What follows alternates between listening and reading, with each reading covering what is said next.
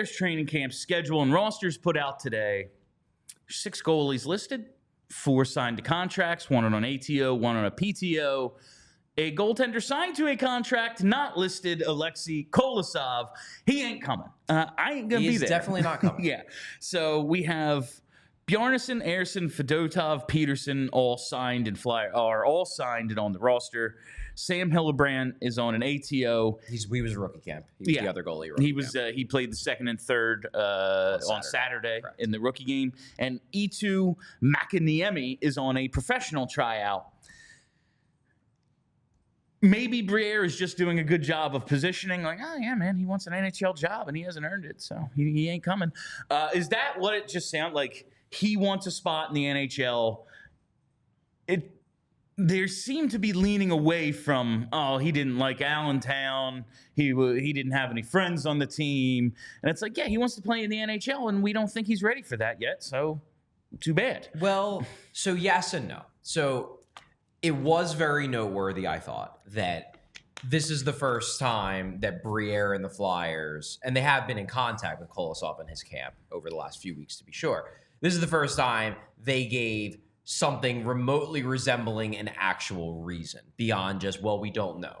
Danny Briere straight up said today, I'm guessing this is coming straight from the Kolosov camp, is he wants to be in the NHL. We don't think he's ready. We want him to go to the AHL. So from one stance, yes, that is true. However, I do think the Allentown stuff is still part of this story because I think it was Kevin Kurz asked Briere today, if you could go back and change anything about the situation, would you? Basically, what do you think maybe you guys did wrong in this? And Briere said, if we could have had a Russian player there for him during those 6 weeks, maybe that would have helped.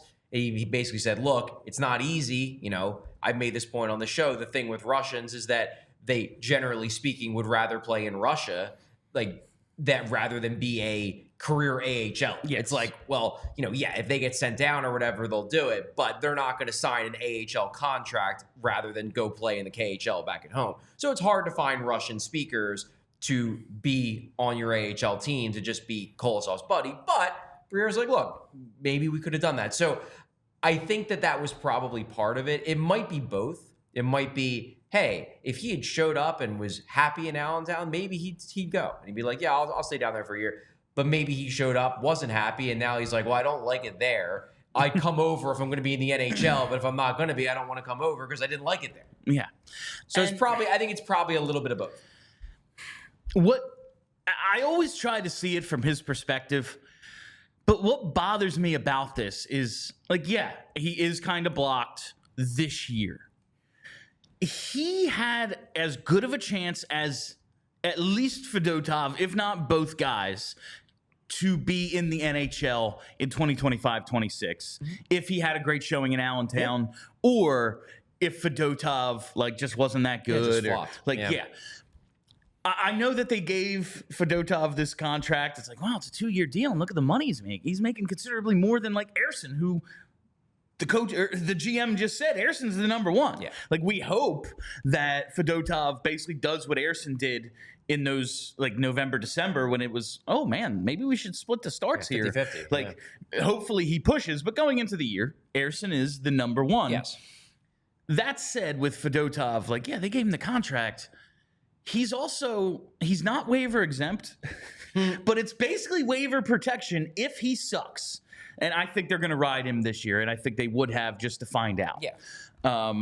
But you're right. If he stinks, nobody's claiming that contract. You put him on waivers, and it's like, well, why would we want to pay over $3 million for a goalie who's 29 and stinks? Yeah. Or at least needs AHL time to figure it out. Right.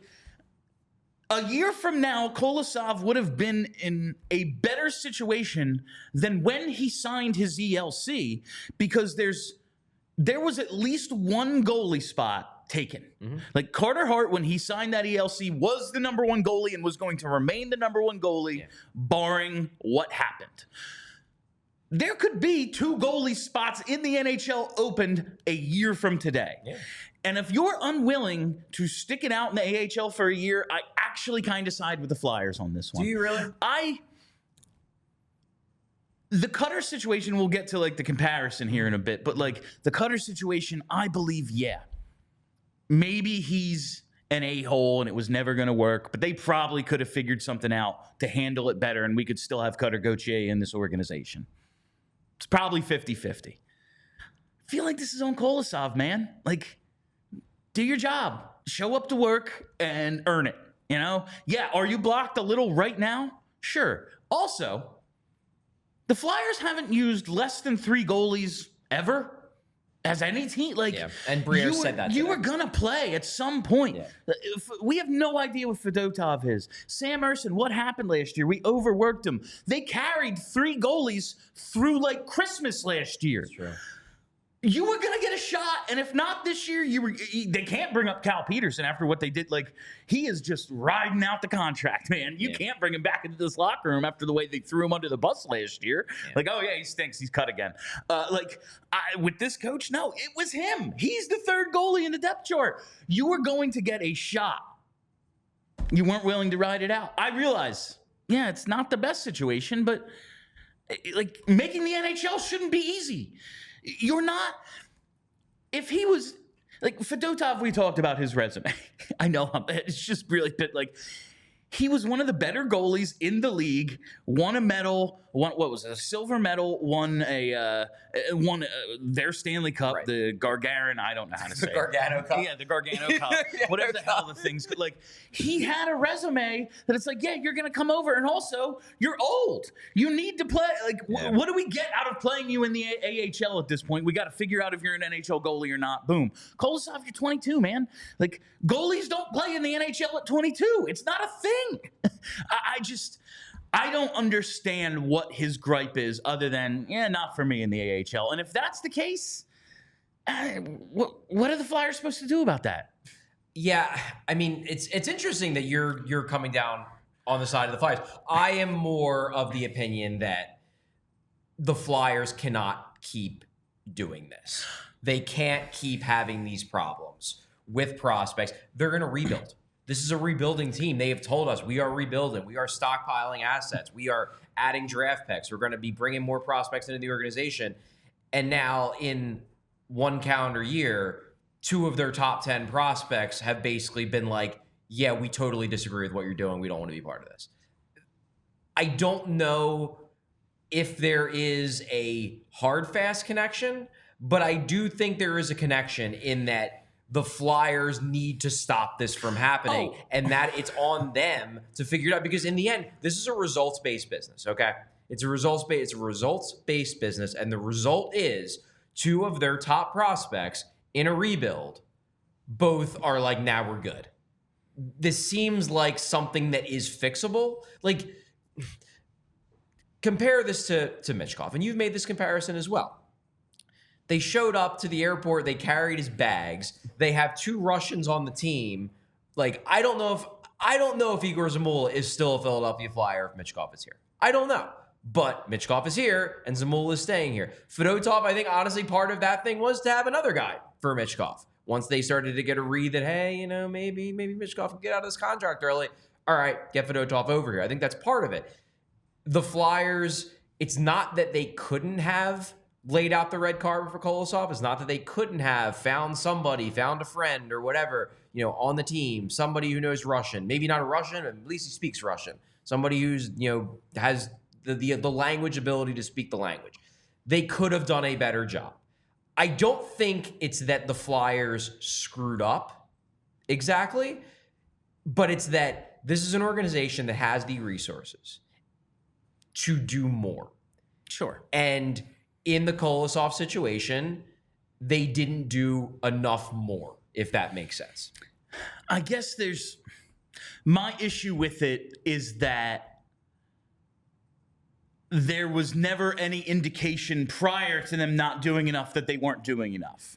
It's very much just like getting broken up with and then getting this is what you could be doing. Like, there was never, he signed his contract. He came over. And then he was unhappy. After they agreed to the loan in year 1, it was like, okay, yeah, stay over there. We might not have a place for you. Like, it just seems as if he never wanted to come over. That's really maybe like, But here's the thing.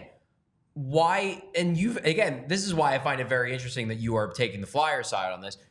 Why does this not seem to happen to other organizations? It's happened to the Flyers twice in a year. And that's which is why I'm saying the Flyers this is not Carolina. This is not the Coyotes before they move. This is not an organization that has to penny pinch. They have lots of money. They can spend lots of money on non-salary cap things to make sure their prospects are happy. Why didn't they do more? I guess they just didn't know they had to. Like, it just seemed but they shouldn't have to know. Like, they should be doing that already. If you have the resources, why not do it, just in case? I get, like, other than have a Russian speaker around for him, like, what did they need to do? They brought the kid over. Like, I don't think he had to buy himself a plane ticket to get here. I bet you they flew him out. Like, they had the press conference. They introduced him and Fedotov. Like, it all happened. And then he was unhappy. I guess what I'm saying is we saw in the Michkov situation that when they want to, they can, roll out the red carpet, do everything for a guy. Is it true that Michkov is a lot better of a prospect and a lot more important than Alexei Kolosov? Yes, it is. It is obviously objectively true. But if you could do it for him, why not just do it for everybody? Because then you can avoid these kinds of situations.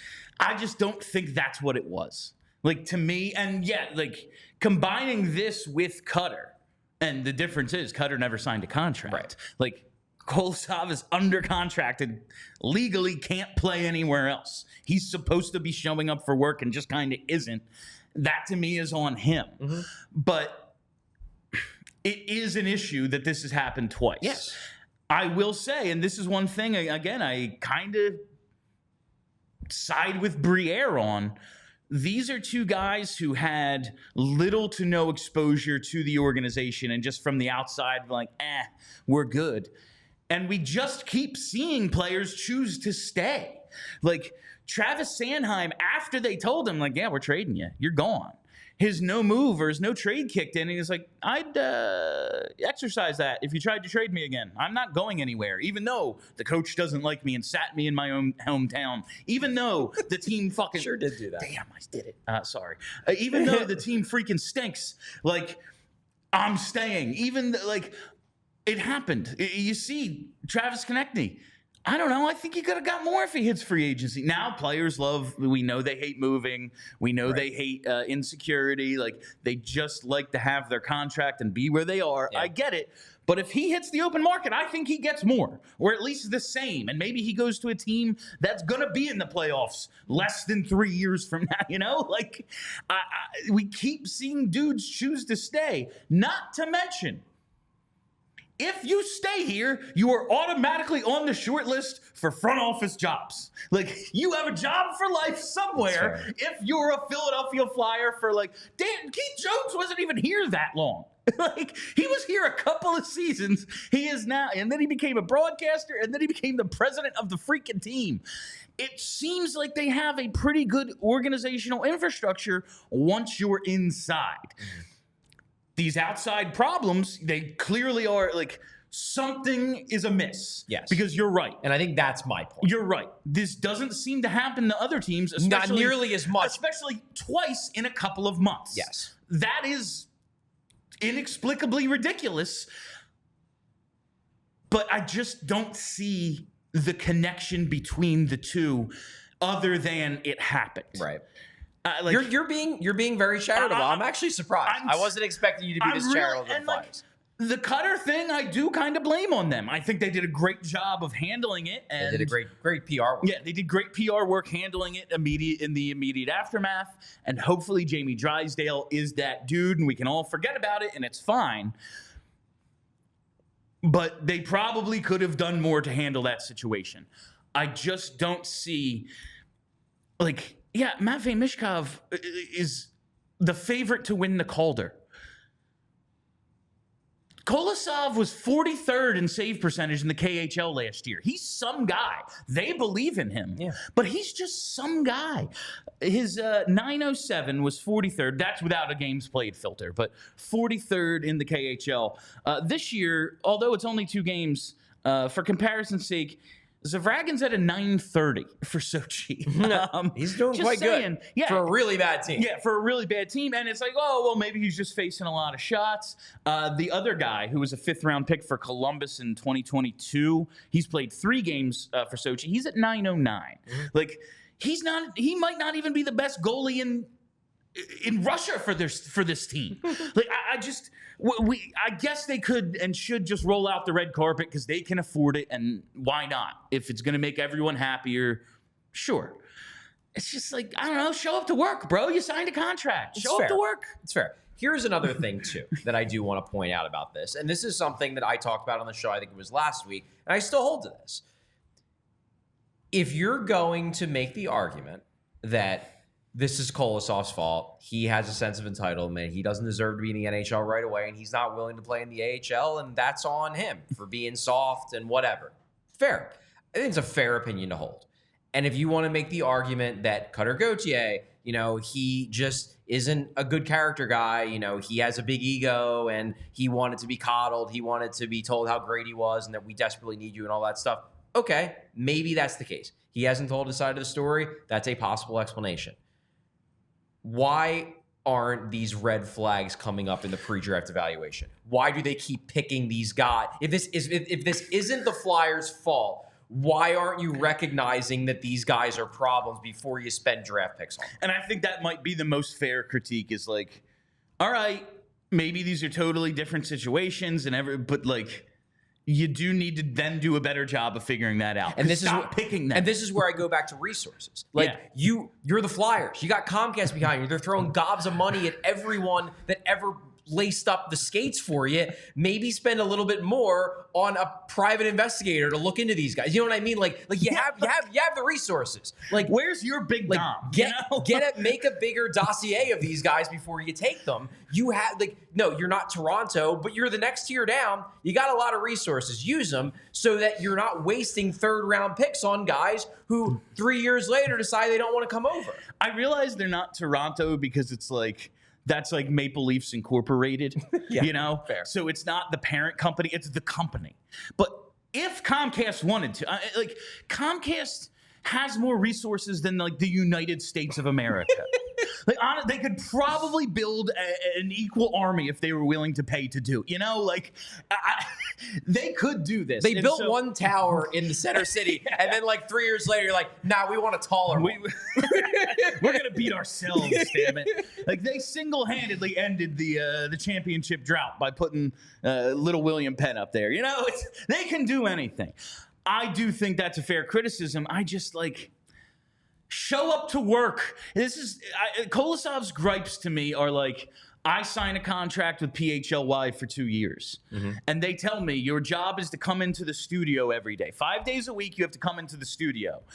And then on day 1, I go, I'm going to need to work from home every day. Every day. And they're like, but you signed that doesn't work for me, dog. Just don't feel like doing it. Just doesn't work for me. I think PHLY would be justified in going, you have to come to work. That's just me, though. They need to figure out whether it's pre-draft,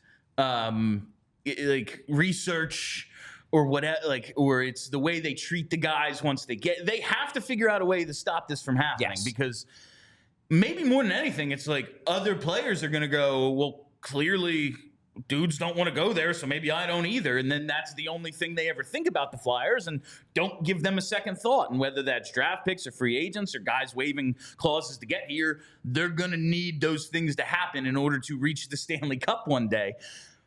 But, I just don't have an explanation for Kolosov other than he doesn't want to play in the AHL. And what do you do with that for a guy who needs to play in the AHL? He's not that good in the KHL.